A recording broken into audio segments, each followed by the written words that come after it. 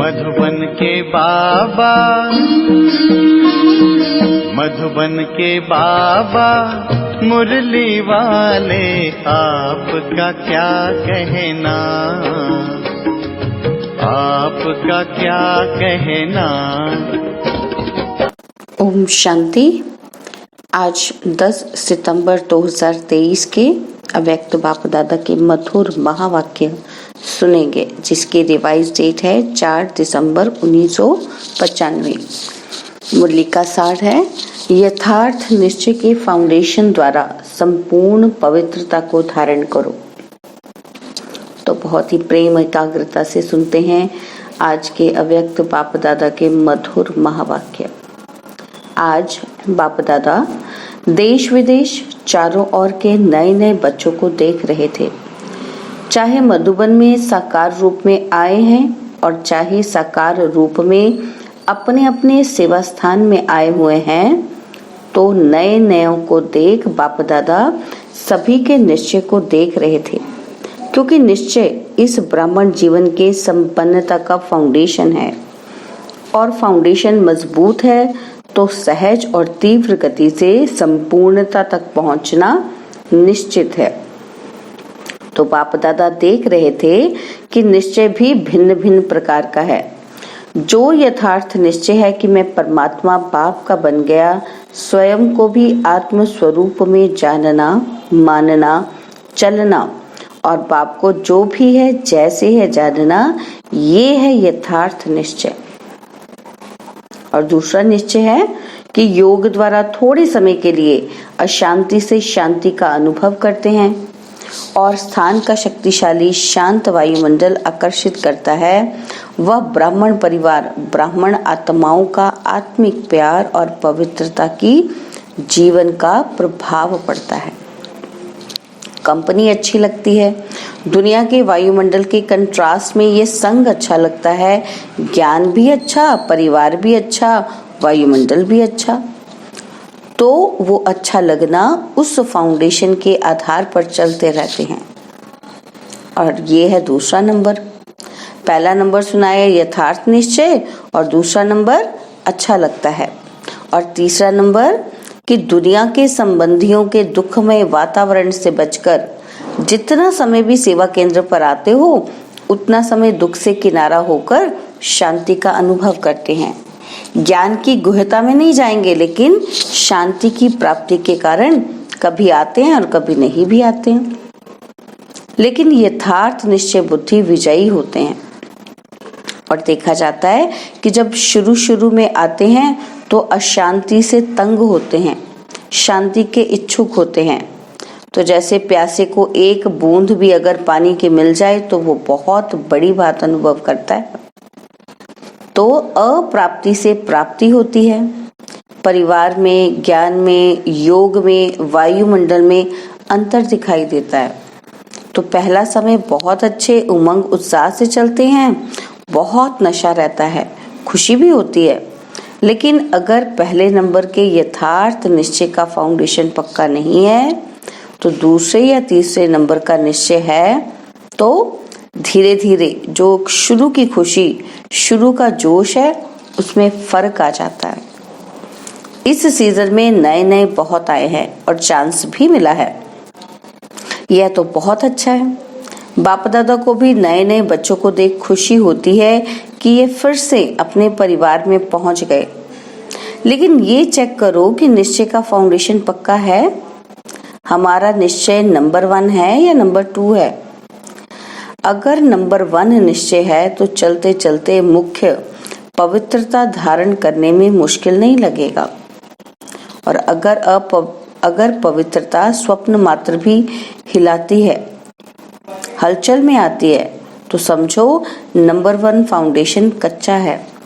क्योंकि आत्मा का स्वधर्म पवित्रता है, अपवित्रता पर धर्म है, और पवित्रता स्वधर्म है।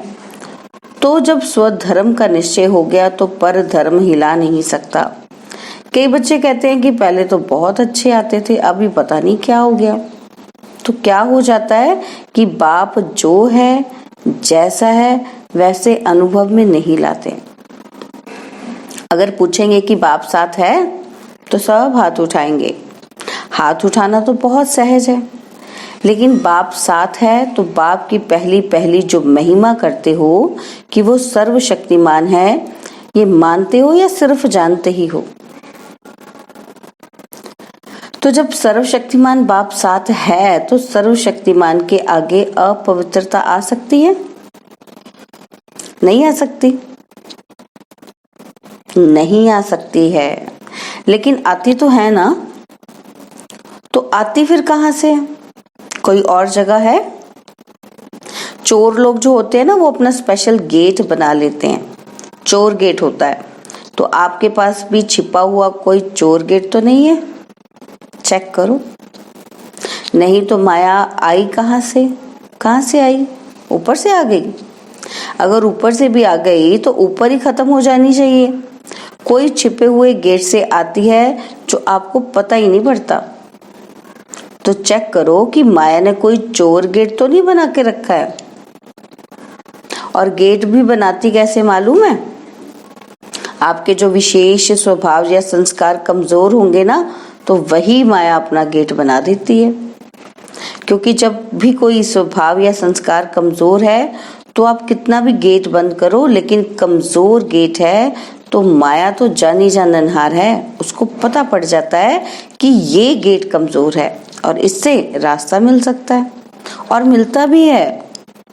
चलते चलते अपवित्रता के संकल्प भी आते हैं, बोल भी होता है और कर्म भी हो जाता है। तो गेट खुला हुआ है ना, तो तभी तो माया आई। और फिर साथ कैसे हुआ? कहने में तो कहते हो कि सर्वशक्तिमान साथ है, तो ये कमजोरी फिर कहां से आई? कमजोरी रह नहीं सकती है ना? नहीं ना? तो फिर क्यों रह जाती है? चाहे पवित्रता में कोई भी विकार हो, मानो लोभ है, लोभ सिर्फ खाने पीने का नहीं होता। कई समझते हैं कि हमारे में पहनने, खाने या रहने का ऐसा तो कोई आकर्षण नहीं है, जो मिलता है, जो बनता है, उसमें चलते हैं। लेकिन जैसे आगे बढ़ते हैं तो माया लोभ भी रॉयल और सूक्ष्म रूप में लाती है। वो रॉयल लोभ क्या है? चाहे स्टूडेंट हो चाहे टीचर हो, माया दोनों में रॉयल लोभ लाने का फुल पुरुषार्थ करती है। मानो स्टूडेंट है, बहुत अच्छा निश्चय बुद्धि, सेवाधारी है, सब में अच्छा है, लेकिन जब आगे बढ़ते हैं तो ये रॉयल लोभ आता है कि मैं इतना कुछ कर सकता हूँ, सब रूप से मददगार हूँ, तन से, मन से, धन से, और जिस समय चाहिए उस समय सेवा में हाजिर हो जाता हूँ। फिर भी मेरा नाम कभी भी टीचर वर्णन नहीं करती कि ये जिज्ञासु बहुत अच्छा है। अगर मानो ये भी नहीं आवे तो फिर दूसरा रूप क्या होता है? अच्छा, नाम ले भी लिया तो नाम सुनते सुनते मैं ही हूँ, मैं ही कर सकता हूँ, मैं ही कर सकता हूँ, वो अभिमान के रूप में आ जाएगा। या बहुत काम करके और किसी ने आपको पूछा भी नहीं, एक गिलास पानी भी नहीं पिलाया, देखा ही नहीं, अपने आराम में या अपने काम में ही बिजी रहे, तो ये भी आता है कि करो भी और पूछे भी कोई नहीं। तो करना ही क्या? करना या नहीं करना एक ही बात है। पूछने वाला तो कोई है ही नहीं, इससे आराम से घर में बैठो, जब होगा तब सेवा करेंगे। तो ये भिन्न भिन्न प्रकार का विकारों का रॉयल रूप आता है। और एक भी विकार आ गया ना, मानो लोभ नहीं आया लेकिन अभिमान आ गया ना, आपको मानने तक का, हमारी मान्यता हो उसका भान आ गया ना, तो जहाँ एक विकार होता है वहाँ उनके चार साथी छुपे हुए रूप में होते हैं। और एक को आपने चांस दे दिया ना, तो वो छिपे हुए जो हैं वो भी समय प्रमाण अपना चांस लेते रहते हैं। फिर कहते हैं कि पहले जैसा नशा भी नहीं है, पहले तो बहुत अच्छा था, पहले अवस्था बड़ी अच्छी थी, अभी पता नहीं क्या हो गया। माया चोर गेट से आ गई ना, ये है पता। ये नहीं कहो कि पता नहीं है, तो पता क्या है कि माया चोर गेट से आई है।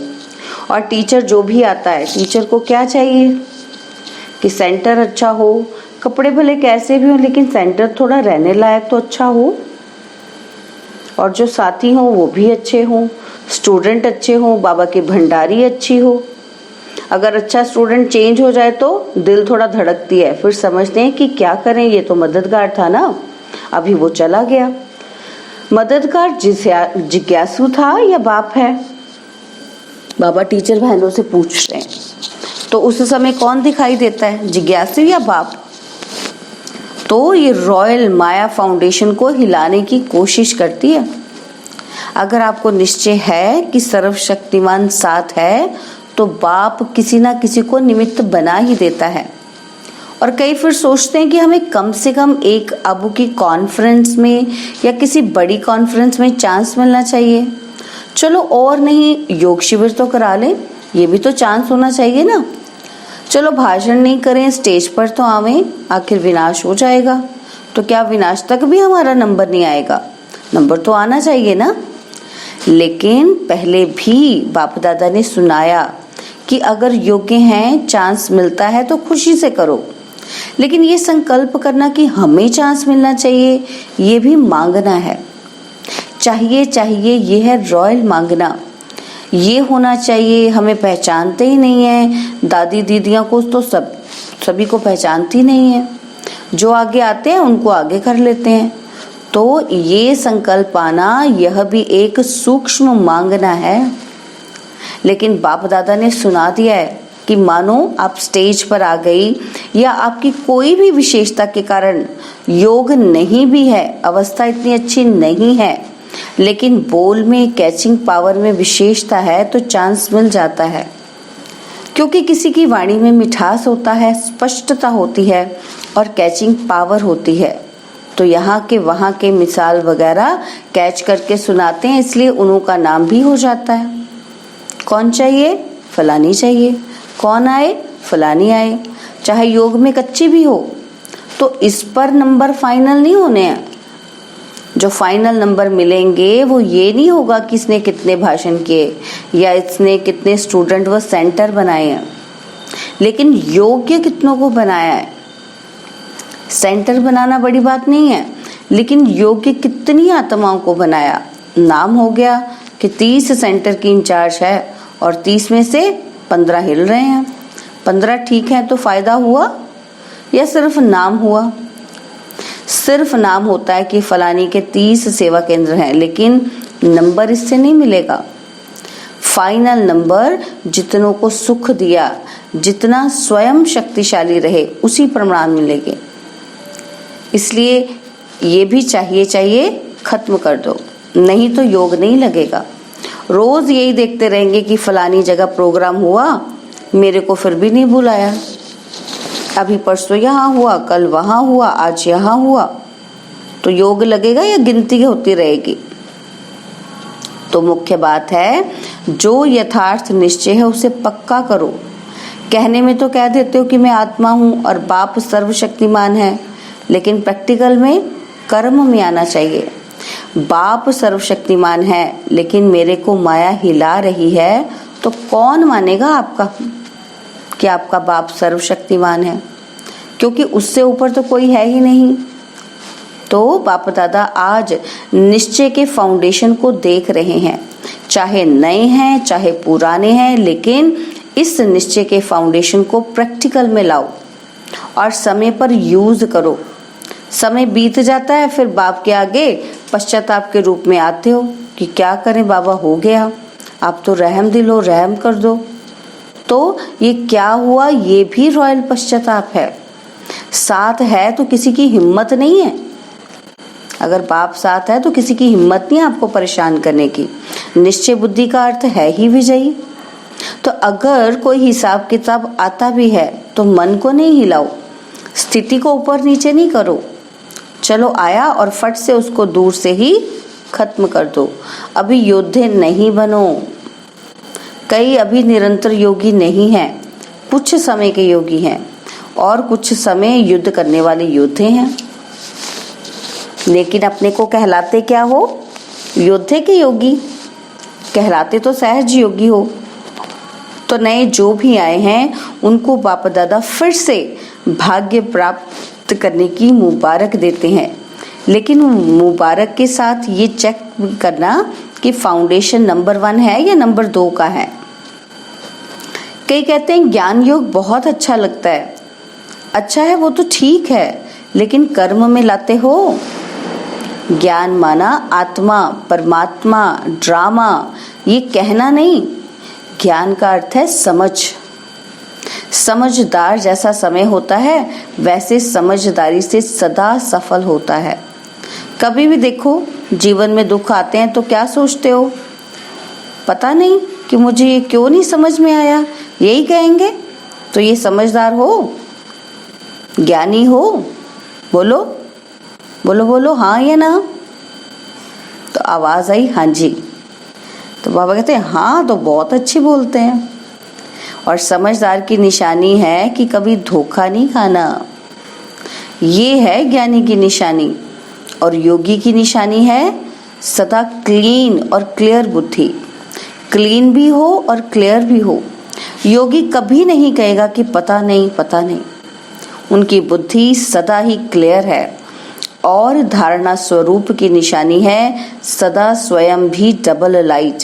कितनी भी जिम्मेवारी हो, लेकिन धारणा मूर्त सदा डबल लाइट। चाहे मेला हो चाहे झमेला हो, दोनों में डबल लाइट। और सेवाधारी की निशानी है सदा निमित्त और निर्माण भाव। तो ये सभी अपने में चेक करो। कहने में तो सभी कहते हो ना कि चारों ही सब्जेक्ट के गॉडली स्टूडेंट हैं, तो निशानी दिखाई देनी चाहिए। तो नए नए क्या करेंगे? अपने निश्चय को और पक्का करना। नहीं तो फिर क्या होता है, 2 साल चलेंगे, 3 साल चलेंगे और फिर वापस पुरानी दुनिया में चले जाएंगे। और फिर जो वापस आते हैं जाते हैं, वो उस दुनिया में भी नहीं सेट हो सकते। ना इस दुनिया के रहते, ना उस दुनिया के। इसलिए अपना फाउंडेशन बहुत पक्का करो। अनुभव करो कि सर्वशक्तिमान बाप साथ है। बस एक बात भी अनुभव किया तो सब में पास हो जाएंगे। देखो आजकल प्राइम मिनिस्टर है, उसके साथ का भी नशा रहता है ना, तो ये तो सर्वशक्तिमान है।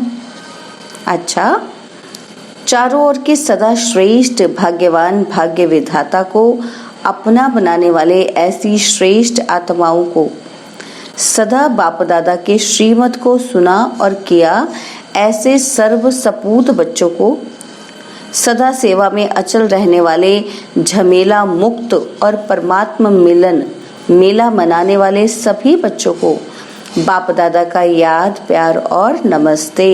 हम रूहानी बच्चों की रूहानी बाप दादा जी को दिलवा जान सिकवा प्रेम से नमस्ते। ओम शांति। प्यारे बाबा, मीठे बाबा, मेरे बाबा, शुक्रिया बाबा, शुक्रिया बाबा, शुक्रिया। बाबा ने आज वरदान दिया, अपनेपन के अधिकार की अनुभूति द्वारा अधीनता को समाप्त करने वाले सर्व अधिकारी भव। अपनेपन के अधिकार की अनुभूति द्वारा अधीनता को समाप्त करने वाले सर्व अधिकारी भव। बाप को अपना बनाना अर्थात अपना अधिकार अनुभव होना। जहाँ अधिकार है वहाँ ना तो स्व के प्रति अधीनता है, ना संबंध संपर्क में आने की अधीनता है, ना प्रकृति और परिस्थितियों में आने की अधीनता है। जब इन सब प्रकार की अधीनता समाप्त हो जाती है, तब सर्व अधिकारी बन जाते हैं। जिन्होंने भी बाप को जाना और जानकर अपना बनाया, वही महान हैं और अधिकारी हैं। स्लोगन, अपने संस्कार व गुणों को सर्व के साथ मिलाकर चलना, यही विशेष आत्माओं की विशेषता है। अपने संस्कार व गुणों को सर्व के साथ मिलाकर चलना, यही विशेष आत्माओं की विशेषता है। ओम शांति। और अब यह एक बहुत अच्छी वीडियो भी जरूर देखें।